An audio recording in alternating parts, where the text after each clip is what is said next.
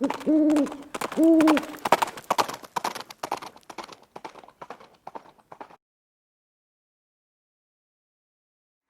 hey guys, it's Viejo here, and we are into the third week of December in 2023. Time's drawing to a close here in this year. We got kind of a rainy day here on the central coast of California. It's supposed to rain the next 3 days or so. So, good day to get in and do some inside stuff. If you've been following me lately, you know that I've been working with some 41 mag stuff, and I got an infusion of components from our good friend Gene over at Reloading from the Hot Pot. And I got started on some of that, and I hadn't loaded any yet, any cartridges yet. So I got some stuff out today, and I realized that the seat stem for my RCBS die set, and I have 2 sets of these, okay, that I got used, and actually got both of them for less than the cost of a new set. So I've got 2 sets, so I got duplicates. But I realized that the seat stem in there wasn't going to work for all of my bullets that I cast, and it didn't even work for these Hornady 210 grain XTP bullets. I shouldn't say it didn't work. I got them seated, but it left a ring. Okay, and so let's go ahead and take a quick look at that.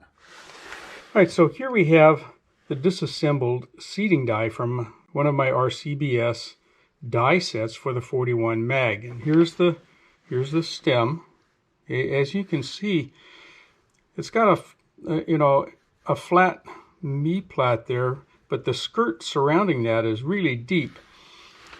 This is my dummy round for the Hornady 210 grain XTP, and that bullet will not go all the way into the stem and contact that knee plat.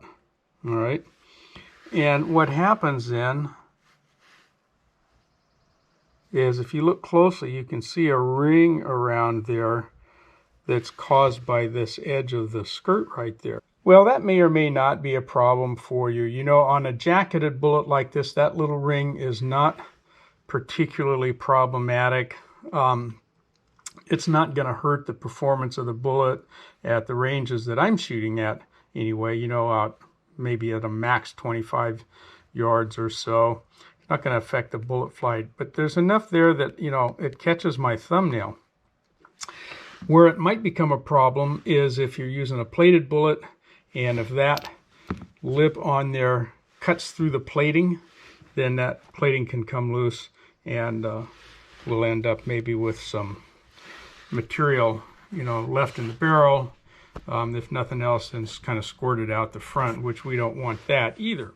So what do we do about that if we got a seat stem and we don't like the way that it fits our bullet? Well, there's some options you have, some things you can do to mitigate that. But first you need to ask yourself whether you really want to modify the stem, if it's really necessary or not. So think about what your situation is first. Don't just jump right in there and go to town trying to make a custom stem out of this one if you don't actually need to do so. First of all, having all of that skirt down the side of this stem, it's there for a reason, and the reason that it's there for is to help completely surround and capture that bullet so that we can guide it down into the case nice and straight. Okay, if that bullet is cockeyed off the end of the stem, then it's not likely to go into your case straight, and you can get some bulges. Okay, so we want that stem to fit the bullet as tightly as possible. In some cases, that's just not possible. Okay, so let's go look at some of our options. One option is to have a custom seat stem made for you. Here's an example of one that I had made by Lee for their seating die for the Lyman 356402 bullet, which I shoot a lot of.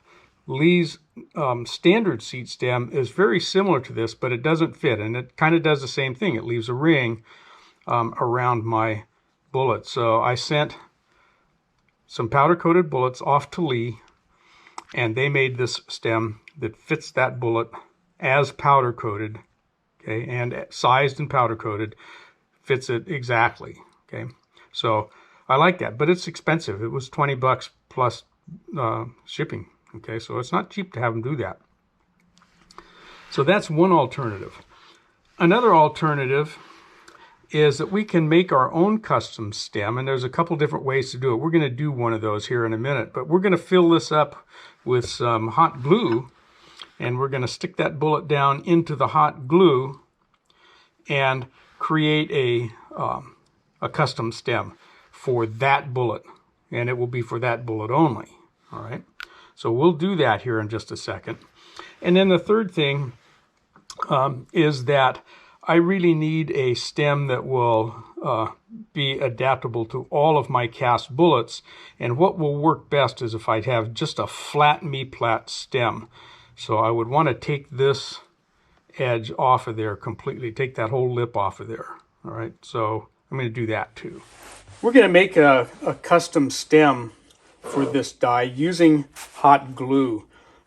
Some folks like to use epoxy for this. I've never, wanted to put epoxy into my dies. I've never actually tried that, but I've always been a little bit fearful of running epoxy, and they're afraid it'll stick. And it probably wouldn't, but if you guys have used epoxy out there, let me know in the comments about your success rate. So we're going to make it out of hot glue. It's a fairly common practice. There's disadvantages to using hot glue, and we'll talk about that. But it's a really simple idea that is very easy to do, and you can do it over and over again. You can make lots and lots of different stems, custom fitted stems for the same die, for next to nothing.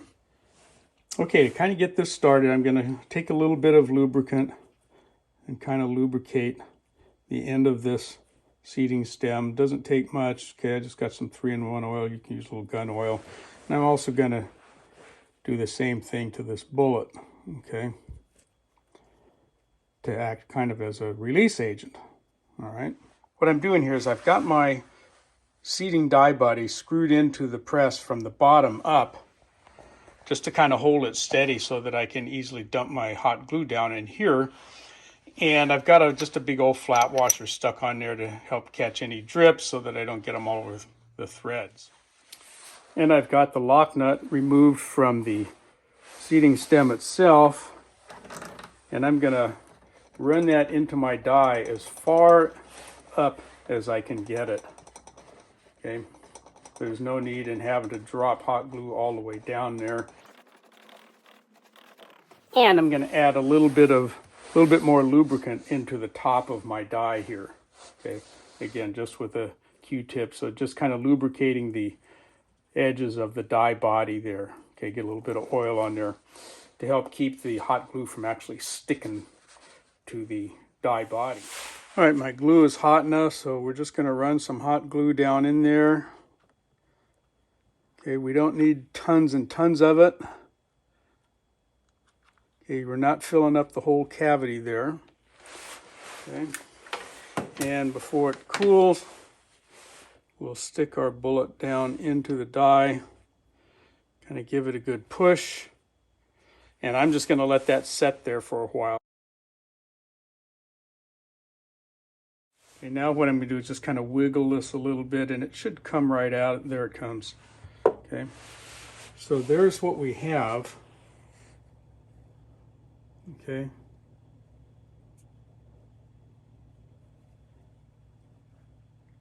And so, this end here will fit right up into my seating stem, and I'm going to take and trim this just a little bit around the edge.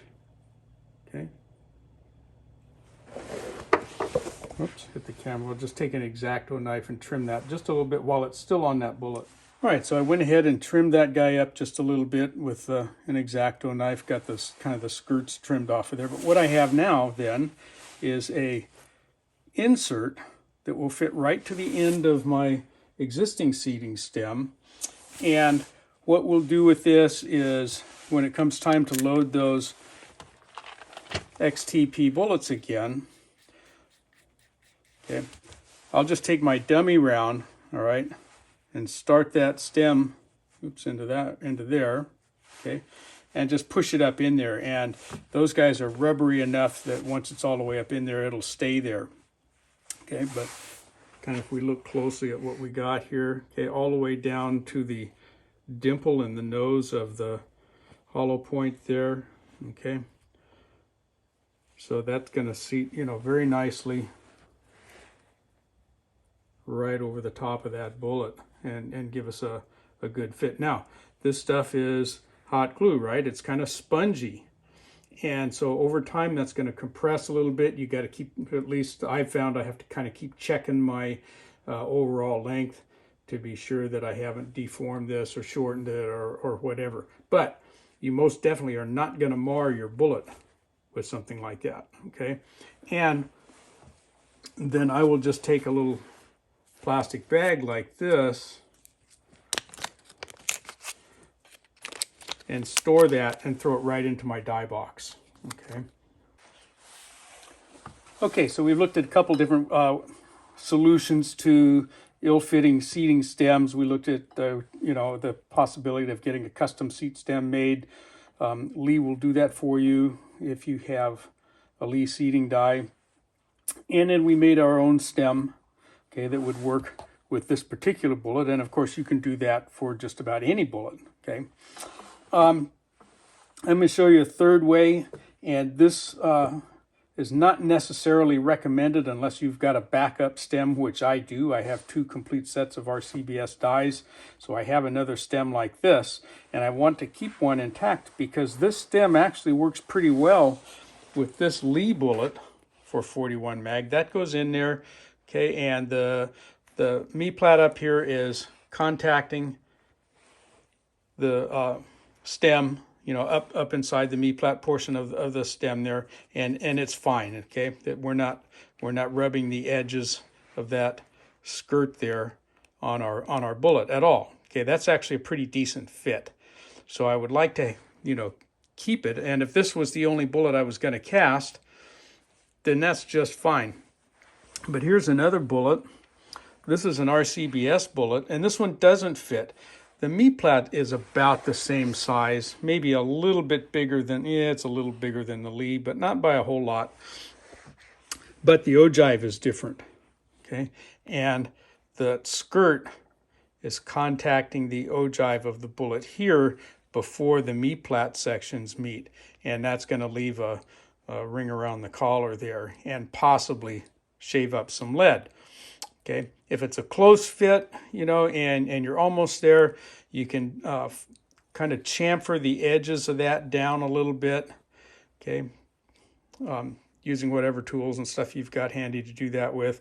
But what I'm going to do is I'm going to take this skirt all the way off, okay, and so that I've got just a flat Me-Plat down there. Now, I've done this in the past a couple of other times. The first time I did it, I did it on a stem that didn't have that much skirt. There's a lot of metal on there to take off. And the first one I did just had a very small amount, and I did it with a file, which was, and the way I did it is I just kind of ran the file across there, and I quickly realized that was not a very good thing to do because it's difficult to maintain the flat plane of that Me-Plat down there by taking your filing and running it across there. So the next time I did it, was I'd never touched that. Instead, I took this first to the grinding wheel and took off a lot of that edge at an angle like this. Then I came and finished that off by filing down at an angle this way so that I never touched that Me-Plat to maintain its perfectly flat surface there. So that's what I'm going to do today. I'm going to hit this on the grinding wheel first to get rid of as much of that skirt as I can before I get to the Me-Plat. Then the last little bit will touch it up. Okay, we got Full Face and Hand Pro going to do this. And I'm just going to kind of hold this up here at an angle. Again, I don't want to catch that Me-Plat area, and it's going to be noisy, so I won't talk during the process. We'll just show you how it works.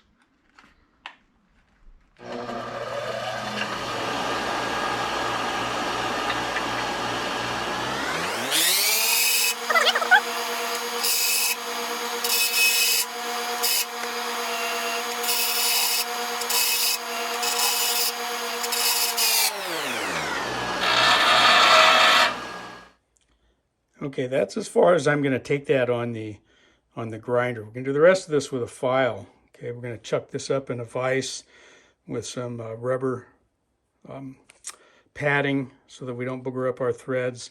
And then we're going to take a file. I'll show you that. All right, so with our file then, I'm not going to file it flat. We're going to go down at an angle like this, again, so that we don't work on that knee plat.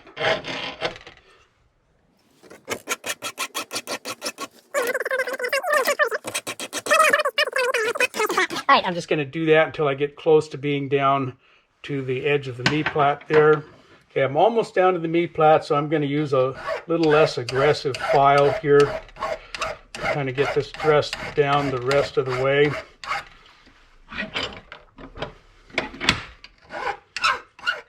Okay, as you can see, we've got that taken down all the way without touching our knee plat area there. So I've got some sharp edges here, so we're just going to dress that up with a little bit of sandpaper, just like that.